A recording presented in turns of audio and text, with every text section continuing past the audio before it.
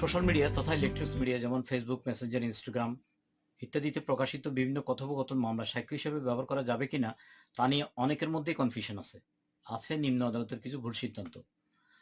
আসসালামু আলাইকুম ভিউয়ার্স, আমি অ্যাডভোকেট আনোয়ার আলী চট্টগ্রাম থেকে। ইতিপূর্বে আমি কিছু ভিডিও বানিয়ে এই চ্যানেলে পাবলিশ করেছিলাম, কিন্তু তা মানসম্পন্ন না হয় পরবর্তী ডিলিট করে দিয়েছি। মূল কারণ হলো সেখানে আইনের ব্যাখ্যা থাকলেও রেফারেন্স ছিল না। আপনারা জানেন, আইন জানলেই হবে না, একজন আইনজীবীর মূল কাজ হলো আইনটা কোথায় আছে সেটা দেখিয়ে দেওয়া। আইন পেশার পাশাপাশি একজন মানবাধিকার কর্মী হওয়ায় আইনের ব্যাখ্যা দিয়ে ভিডিও বানাবার চাপ আমার উপর আগেও ছিল, এখনো আছে, তবে আমি চেষ্টা চালিয়ে যাব। যাই হোক, আজকের মূল আলোচনায় আসা যাক। সামাজিক যোগাযোগ মাধ্যমে প্রকাশিত কথোপকথন মামলায় সাক্ষ্য হিসেবে গ্রহণযোগ্য হবে মর্মে মাননীয় হাইকোর্ট বিভাগ সিদ্ধান্ত দিয়েছেন।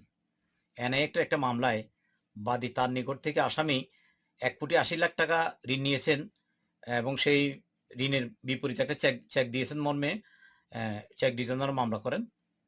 প্রকৃতপক্ষে আসামি স্বীকার করেন যে বাদী তার কাছে মাত্র 16 লাখ টাকা পাওনা আছেন। বাদী জোরপূর্বক আসামির কাছ থেকে 6টা চেক এবং অলিখিত কিছু স্টাম্পে স্বাক্ষর নিয়ে নেন। তার থেকে সেই চেকগুলো থেকে একটা চেকে 1,80,00,000 টাকা বসিয়ে 138 মামলা দায়ের করা হয়। এর মধ্যে মেসেঞ্জার, ইনস্টাগ্রামে বাদী এবং আসামির নানা বাদানুবাদ হয়। নিম্ন আদালত সেসব রিটেন কনভারসেশন নিম্ন আদালত তুলে ধরা হলেও নিম্ন আদালত সেসব বিষয় আমলে নেননি। আসামিকে সাজা দিয়েছেন এবং চেকের সমপরিমাণ অর্থ পরিশোধের আদেশ দিয়েছেন। আসামি পক্ষ হাইকোর্টে 561A কোয়াশমেন্টের আবেদন করেন, যা ক্রিমিনাল মিসকেস নম্বর 42,393। জাজমেন্টটা সুপ্রিম কোর্ট জার্নালে অনলাইনে প্রকাশিত হয়েছে। সেই জাজমেন্টটি আমার একটা লিখিত বই, এই বছরে সেটা সম্প্রতি সেটা প্রকাশিত হয়েছে। আমি দেখাচ্ছি বইটা। সে বইয়ের 516 পৃষ্ঠায় দেওয়া হয়েছে। একই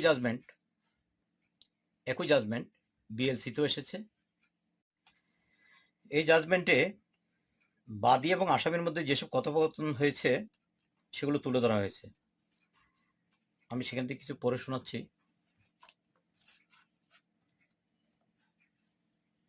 জাজমেন্টের আপনার 20 নম্বর প্যারাতে দেখা যাচ্ছে সেগুলো তুলে ধরা হয়েছে। সেখানে বলা হচ্ছে, বাদী বলছে আসামিকে, 6টা থেকে একটা চেক ব্যবহার করলাম, তোর জীবন শেষ হয়ে যাইব টাকা দিতে দিতে। এটা বাদী বলছে। উত্তর আসামি বলছে, জোরপূর্বক চেক এবং স্টাম্প নিয়ে কাজগুলো ঠিক হচ্ছে না মামু। এবার এটা রিপ্লাই দিচ্ছে বাদী, তোরে আবার বেঁধে আনার সময় হয়েছে, তুই যেখানে থাকুস না কেন, এবার বেঁধে আনলে জায়গার কাগজপত্র সহ বাড়িঘর সব দিয়েও তুই কুলাইতে পারবি না।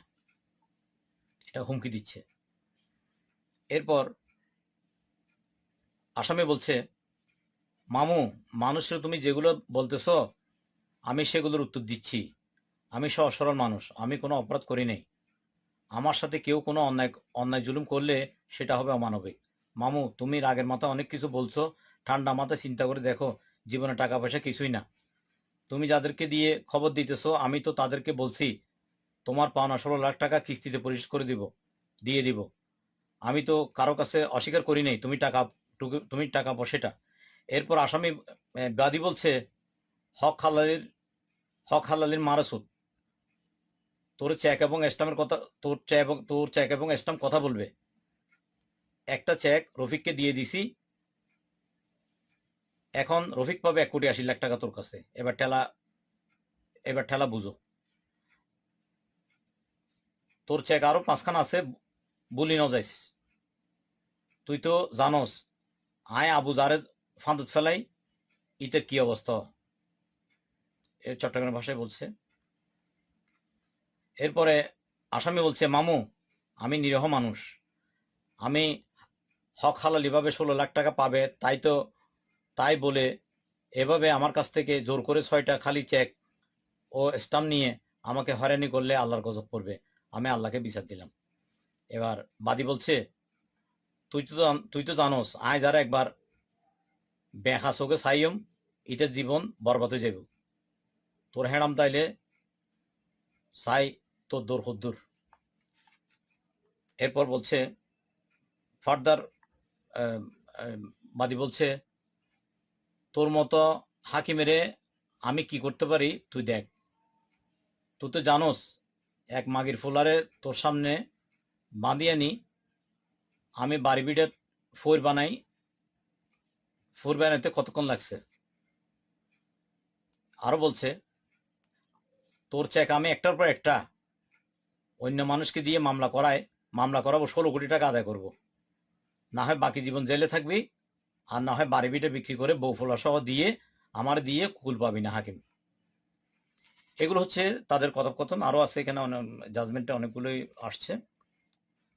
এই কথোপকথনগুলো নিম্ন আদালতে উপস্থাপন করা হয়েছিল যে ইনস্টাগ্রামে এগুলা বাদী স্বীকার করেছে তার কাছে 16 লাখ টাকা পাবে, আসামি স্বীকার করেছে 16 লাখ টাকা পাবে, বাদীও সেটা ওই যে জোর করে চেকের বিষয়টা স্বীকার করেছে। কিন্তু নিম্ন আদালত এগুলো কোনো কিছুই আমল আনেননি। নিম্ন আদালত আসামিকে সাজা দিয়েছেন। হাইকোর্ট 561 এতে করা কোয়াশমেন্টে এগুলো আমলে নিয়েছেন, আমলে নিয়ে এগুলো সাক্ষ্য হিসেবে গ্রহণ করেছেন, সাক্ষ্য হিসেবে গ্রহণ করে আসামিকে খালাস দিয়েছেন, মামলা কোয়াশ করেছেন। চেক ডিভিশনের মামলায় নানা বিদঘুটের সমস্যা হাজির হয়, যেমন চেকটা যদি সেলফ বা নিজ লেখা থাকে, চেকটা যদি ম্যান্ডেটরি স্বাক্ষর করে, চেক যদি জিম্মা চেক হয়, নোটিশে যদি ভুল তারিখ লেখা হয়, ধরেন নোটিশে চেক নাম্বারটা ভুল লেখা হলো, মামলায় চেক নম্বর ভুল দেওয়া হলো বা তারিখ ভুল লেখা হলো, পার্ট পেমেন্ট যদি হয়, মামলায় অন্যের চেক দিয়ে যদি মামলা করা হয়, মামলা যদি এগ্রিমেন্ট চেক নেওয়ার পর যদি কোনো এগ্রিমেন্ট না থাকে, 2বার নোটিশ দেওয়া হয়, বাদী বা বিরোধী মারা যায়, তারপরে জাল বা প্রতারণাপূর্ণ চেক হয়, রিভ্যালিডেটেড চেক যদি হয়, আসামি যদি স্লিপিং পার্টনার হয়, রিভ্যালিডেটেড চেক যদি হয়, তারপরে চেক যদি হারিয়ে যায়, চেক যদি ব্ল্যাঙ্ক চেকে স্বাক্ষর নেওয়া যদি হয়, তারপরে ধরেন দুজনের নামে চেকটা কিন্তু একজনে স্বাক্ষর করলো, এই ধরনের যদি হয়, কজ অফ অ্যাকশন যদি দুটো হয়ে যায়, তো এরপর ধরেন নির্দিষ্ট 30 দিনের নোটিশ না দিয়ে যদি 15 বা 7 দিনের নোটিশ দেওয়া হয়, এডি যদি ফেরত না আসে, নোটিশে টাকার পরিমাণ যদি ভুল লেখা হয়, চেক যদি চুরি হয়ে যায়, মামলা করার পরে যদি চেক চুরি হয়ে যায়, চেকের মেয়াদ 6 মাস যদি পেরিয়ে যায়, আর এই 6 মাস বলতে কি বোঝায়, 6 মাস কোথা থেকে ধরতে হবে, কিভাবে মাসের হিসাবটা করতে হবে, এই ধরনের অনেকগুলো সমস্যা হয়। নালিশের যদি ভুল হয়, ধরেন অন্যের দায়ের জন্য যদি চেক ইস্যু করা হয়, কেউ পেমেন্ট হিসেবে চেক ক্যাশ না দিয়ে যদি পে অর্ডার দেয়, সেই পে অর্ডার যদি পাস না হয়, কোনো কারণ যে আটকে যায়, তাহলে কি হবে, সেটা কি চেক হিসেবে গণ্য হবে কিনা। এরপরে ধরেন ফটোকপি দিয়ে মামলা করা হলো, আইনজীবীদের অদক্ষতার কারণে যদি আসামির সাজা হয়ে যায় বা বিভিন্ন ডকুমেন্ট যদি প্রদর্শনী চিহ্নিত করা না হয়, মামলা শেষ দিন যদি সরকারি ছুটি হয়, তারপরে ধরেন 3-4 বছর আগে চেক দিয়ে নতুন তারিখ লিখে মামলা যদি হয়, যেগুলো ব্যাংক হরহামেশা করে থাকে, নালিশে আইনের ধারা যদি ভুল লেখা হয়, চেকের অর্থের পরিমাণ যদি অঙ্কে এবং কথায় যদি গরমিল হয়ে যায়, পত্রিকায় নোটিশ না দিয়ে সেটা যদি স্থানীয় পত্রিকায় দেওয়া হয়, যোগাযোগ মাধ্যমে প্রকাশিত কোনো লেখাকে সাক্ষ্য হিসেবে গণ্য করা হবে কি হবে না, এই ধরনের অনেকগুলো সমস্যা চেকের মামলাতে হাজির হয়। এই ধরনের যারা প্র্যাকটিস করেন তারা দেখেন অনেকগুলো খুঁটিনাটি সমস্যা আমাদের সামনে হাজির হয়।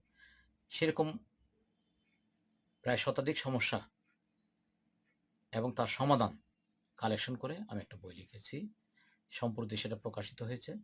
বইটার নাম হলো কি পয়েন্টস ডিজাইনার অফ চেক, যেটার বাংলা নাম দিয়েছি চেক ডিজাইনার মামলা টুকিটাকি। নিচে ডেসক্রিপশন বক্সে এটা ডিটেলস দেওয়া হয়েছে, যারা নিতে চান তারা যোগাযোগ করতে পারবেন, আমি ইমেল নাম্বার দিয়ে দিয়েছি। আমার লিখিত এটা সে বই, কি points on designer of check, check designer মামলার টুকিটাকি বাংলা নাম দিয়েছে এটা। এই বইতে নানান সমস্যার সমাধানগুলো দেশি এবং বিদেশি বই ঘেঁটে বের করা হয়েছে। বইটাতে আমি আজকে যে ডিসিশনটা নিয়ে আলোচনা করলাম সেটা এ বইয়ের 516 পৃষ্ঠায়, 516 নম্বর পৃষ্ঠায় সেটা লিপিবদ্ধ রয়েছে রেফারেন্স সহ। এই same reference same reference BLC 29 BLC, যেটা বর্তমান বছরে চলতেছে 29 বিএলসি ফেব্রুয়ারির সংখ্যাতে আপনারা এটা পাবেন। বিএলসিতে এই জাজমেন্টটা ছাপানো হয়েছে, বাংলা কথোপকথনগুলো, এই যে বাংলায় কথোপকথনগুলো সেগুলো। তো যাই হোক, পরবর্তীতে অন্য কোনো একটা বিষয় নিয়ে আবার আলোচনা হবে। ততক্ষণ পর্যন্ত ভালো থাকুন। আল্লাহ হাফেজ।